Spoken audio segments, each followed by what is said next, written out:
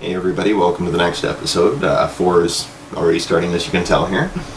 Last time I showed you how to install your heatsink and processor on an Intel motherboard. This one's a 775. Again, as I said before, this is a dead board that I'm using just for demonstration purposes. Next thing I wanted to mention to you, of course, is installing your RAM. RAM comes in several different varieties. This is a very basic module. There's two kinds commonly used right now.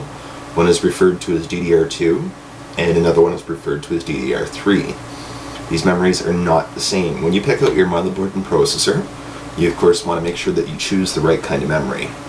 Most the AMD processors right now, as well as most Intels, actually use DDR2. DDR2 is a little bit cheaper. Just to forewarn you though, it is also a little bit slower than 3. I don't have 3 in my system yet. I don't have that kind of money. But to install the memory, you'll note there's a little wee key right here in the center. Actually, my finger's probably blocking that, but right there in the center. The memory will only fit in one way, and it just slides into the little slot here. However, to make this a bit easier for you, a little tip or tidbit of advice, there's little wee latches here that actually hold your memory in. Before you try to install it, pop those down. Reason being, of course, it'll be a lot easier to get in. While you're at it, if your motherboard happens to have a funny little one like this on its PCI Express slot, you want to just slide that down. That'll make it easier for you to install your video card later.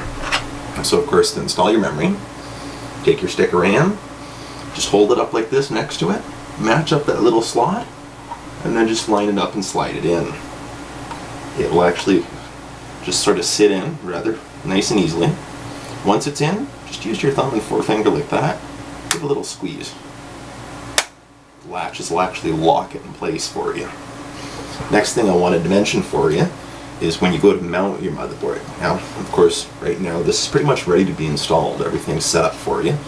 There's no jumpers on modern day motherboards, or at least there's very few of them. So what you want to do is grab your motherboard, which I will do in a second here, and this, which sits in the back of your case, and here I am tripping all over the place, so I should have had this ready. This is an I/O shield.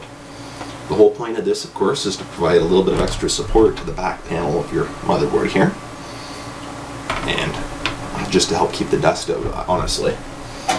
It actually just slips into the back of your computer. I just grabbed my other system here, and it will actually just fit right in. You want to make sure you put it in the right way. Easiest way to tell, of course, your monitor ports here should always be towards the back side of your computer case, and that'll just clip into place. Once that's in place, you want to start mounting your motherboard. Now these motherboards, of course, have a lot of different holes on them, and some people tend to think, well, if I put in 4 screws, it holds it in. Don't do that. Every single spot where you see a hole for a screw, there, you want to make sure that there's a matching mount on the inside of your case. Now the mounts are little wee brass standoffs. I do actually have some. I'm going to sneak out a camera view for a second here.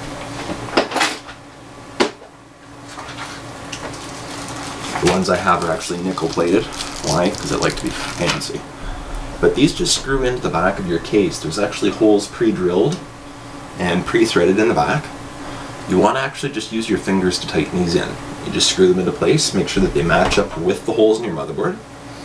And then when you go to set your motherboard in, if you angle it a bit, like this, and slide it in so that your ports slip into that back I/O shield, it's a lot easier.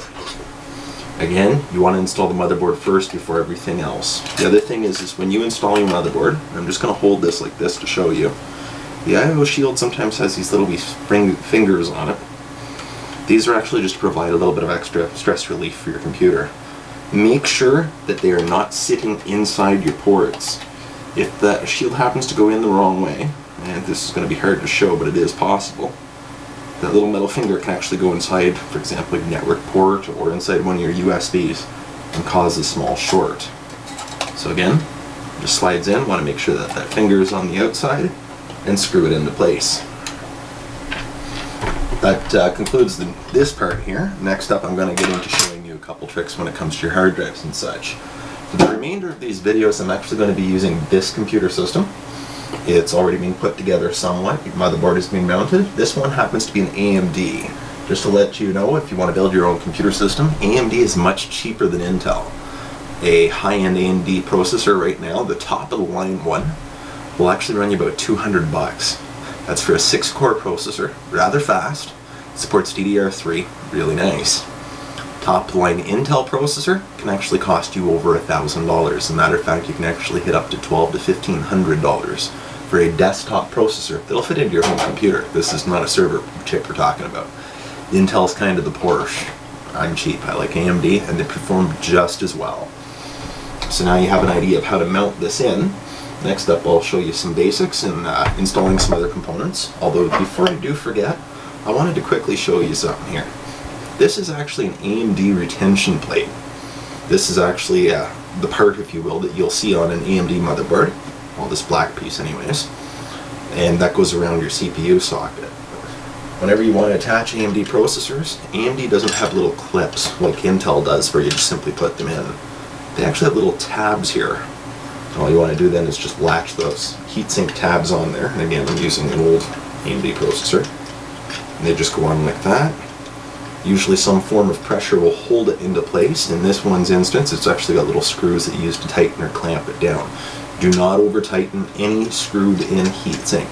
If it happens to use small nuts, bolts, clamps, anything like that, use your hands to tighten it only. Do not use pliers. Definitely do not use a ratchet set, as I have seen one person do. You will actually damage your processor and your motherboard. Now that concludes video number 5. Hopefully I can get these things uploaded tonight to YouTube here, and I'll get into the next one here in a minute. Alright, see you in a sec.